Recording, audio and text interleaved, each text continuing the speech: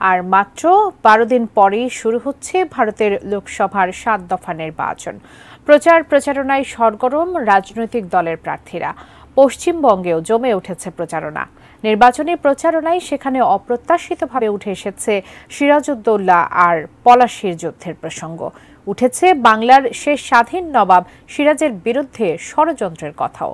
সেই ষড়যন্ত্রে কারা জড়িত ছিলেন, এখন সেই প্রশ্ন তুলে নতুন করে বিতর্কে জড়িয়েছেন পশ্চিমবঙ্গের প্রার্থীরা।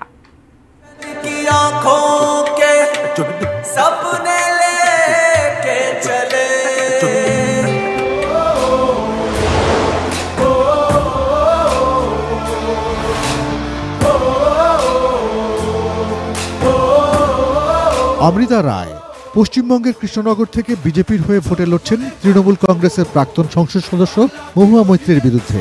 রাজনীতির ময়দানে নবাগত এই অমৃতা রায় দলীয় পরিচিতি ছাড়াও তার একটি পরিচয় হল তিনি কৃষ্ণনগরের সাবেক রাজা কৃষ্ণচন্দ্রের পরিবারের বধূ। সেই অর্থে অনেকে তাকে রানীমা বলেও সম্বোধন করে থাকেন। ইতিহাসবিদরা বলে থাকেন পলাশীর যুদ্ধের আগে থেকেই সিরাজকে বাংলার মসনদ থেকে সরানোর ষড়যন্ত্রে মির্জাফর জগৎ সেনদের সঙ্গে জড়িত ছিলেন রাজা কৃষ্ণচন্দ্র রায়। সিরাজের বিরুদ্ধে ষড়যন্ত্রে অংশ নিয়ে ব্রিটিশদের সহায়তা করে কৃষ্ণচন্দ্র রায় আসলে সনাতন ধর্মকে রক্ষা করতে চেয়েছিলেন, বলছিলেন বিজেপির প্রার্থী অমৃতা রায়। মহারাজা কৃষ্ণচন্দ্র কেন সিরাজউদ্দৌলার সঙ্গে যুদ্ধ করলেন বা ব্রিটিশদের সঙ্গে সাইড করলেন, কেন? এই হিন্দু সনাতন ধর্ম বাঁচাতে করেছেন। তবে পশ্চিমবঙ্গের মুখ্যমন্ত্রী মমতা ব্যানার্জি নদিয়ার এক জনসভায় প্রশ্ন তুলেছেন এই রানীমা বা রাজমাতা এই সম্বোধন নিয়ে। রাজমাতা প্রত্যেকের মাতা রাজ হলো, আমরা সবাই প্রজা, কেউ রাজা নেই। আর যারা যারা রাজা আছে রাজপ্রাসাদে গিয়ে থাকুন। নির্বাচনের মাঠে মুখ্যমন্ত্রী পরিচয় করিয়ে দেন কৃষ্ণনগরের তৃণমূল কংগ্রেসের প্রার্থী মহুয়া মৈত্রকে। যদিও মহুয়া মৈত্রের বিরুদ্ধে এবার আর্থিক তছরূপের অভিযোগে সম্প্রতি মামলা দায়ের করেছে ভারতের এনফোর্সমেন্ট ডিরেক্টরেট। এ ব্যাপারে কটাক্ষ করে মহুয়া তার এক্স হ্যান্ডেলে বলেন, বিজেপির দরজা খোলা, না গেলেই তিহার জেলে ঠাঁই।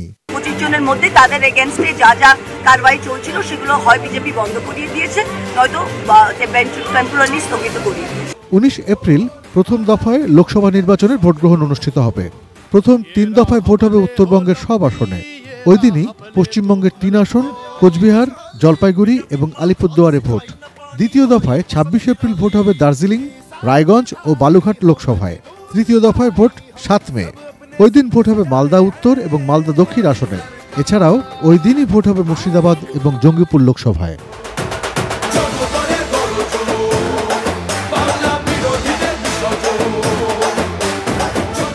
অর্পণ মিত্র, ডেস্ক রিপোর্ট, এটিএন নিউজ।